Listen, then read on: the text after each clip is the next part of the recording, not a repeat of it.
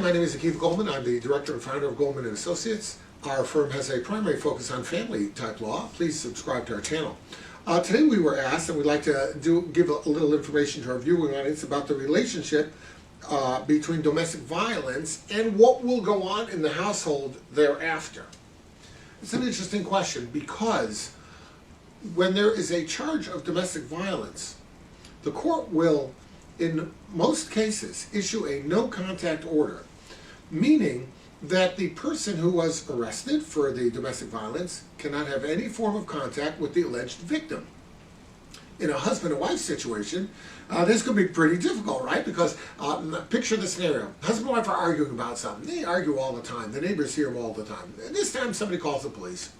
Somebody calls the police. Wife didn't call the police. Husband didn't call the police. The nosy neighbor calls the police. Police show up. They arrest wife or husband. Along with that arrest and dealing with the indignity of all that and having to deal with lawyers and judges and courtrooms, which nobody likes to do. Now they have another thing because the court will automatically issue a no-contact order, meaning that that spouse can't have contact with the other spouse. So if they cart that husband away and they let him out of jail that night, he can't go back home. He's got to find another place to live, at least until the court date, the next court date, or the next court date is convened so that the issue of the no-contact order can be addressed and perhaps set aside. But until that happens, he can't go back home. So if he's let's say, the primary breadwinner and you're the homemaker, and now he can't come back home, you can't call him, he can't call you.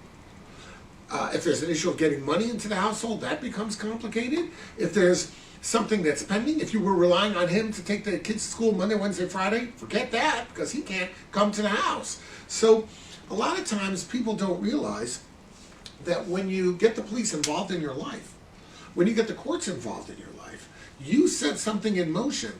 And when you set that train in motion, sometimes it's very difficult to stop it. You see, and that's the problem. You need to understand, and the public needs to be aware. When you have a criminal case with another person, it's not you versus him. It's the people versus him. You're just a witness as a victim.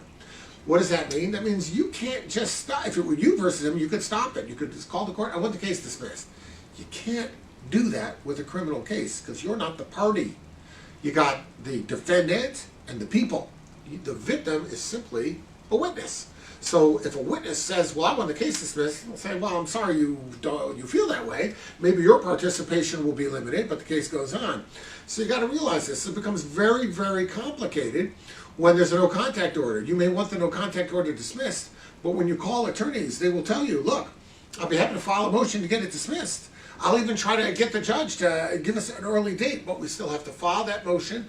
The court's going to want to have us in, either virtually or otherwise, to be persuaded that your request to remove the no-contact order is not because you're afraid or being threatened, but rather because you really want it. You want to work on your marriage, work on your relationship. You don't want the no-contact order. The courts are very careful about this, though, because they're concerned that the person who's victimizing the other might be threatening them. You better get this lifted or something terrible is going to happen. And so the court has to be persuaded by that. There's another thing that goes on with these, too. You have to understand the last thing the court wants to be is your marriage counselor.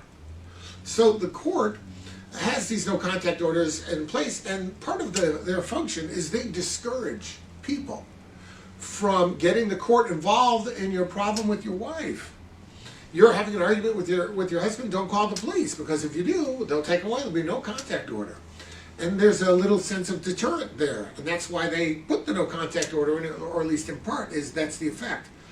The problem is with the nosy neighbor.